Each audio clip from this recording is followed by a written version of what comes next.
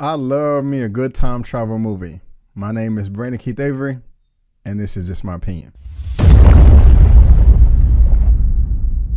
Hey everyone, thank you so much for tuning in to my opinion/review for See You Yesterday. I really do appreciate it.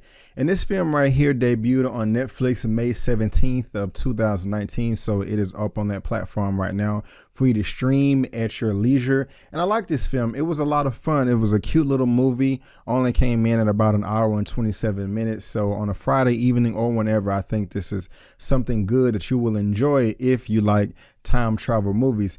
And when I think about it, I don't remember any time travel movies having to do with black people, having them be in the main cast. So that's just a plus myself, because everybody wants some type of representation. Now, this is being directed and written by Mr. Stefan Bristol. I've never heard of him before I've seen this film, but when I looked him up, this is his first full-length feature.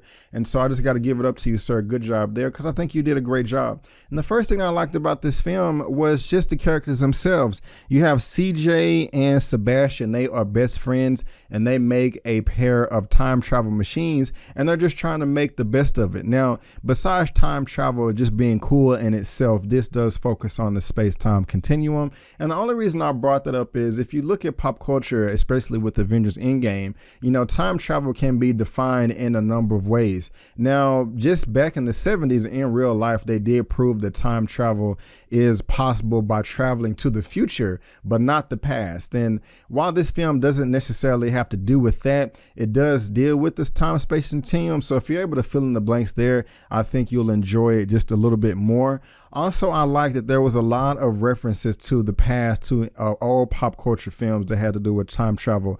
Like we got to see Michael J. Fox in this. Of course, we all know him from Back to the Future, and he was in this as well. He had a nice little cameo. It wasn't shoehorned in. I think it fit in very, very well. But going back to the main characters, CJ and Sebastian, they're being played by Eden Duncan Smith and Dante Critchlow.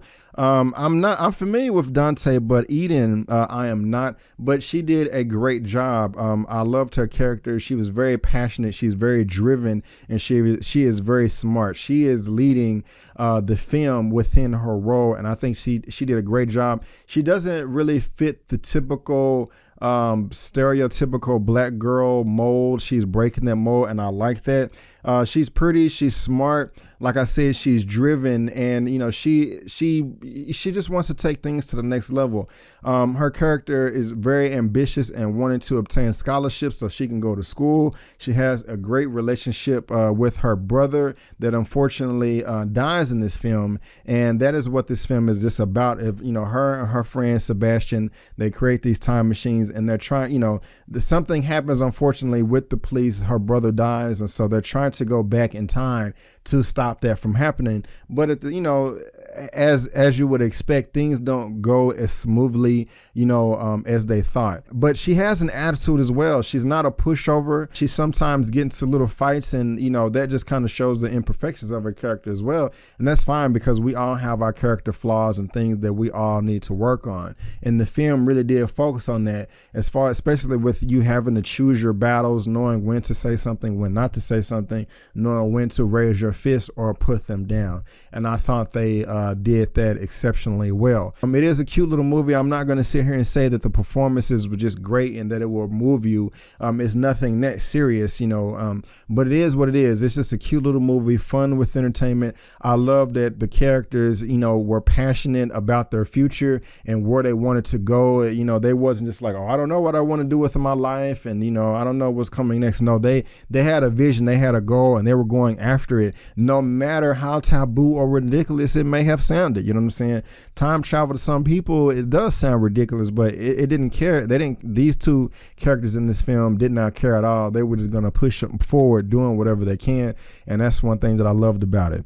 The only thing I did not like about it was the ending was a little bit ambiguous. It was open-ended, and I would have wanted a more clear-cut conclusion on what exactly happened, but it leaves it open for your own interpretation, but also for a sequel.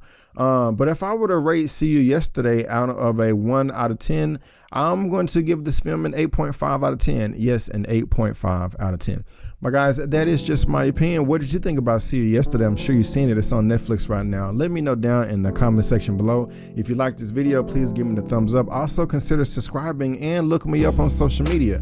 I would really appreciate it. But guys, thank you again so much for tuning in to my opinion/review for See You Yesterday. And before you go, don't forget that my name is Brandon Keith Avery, and that's just my opinion. Peace.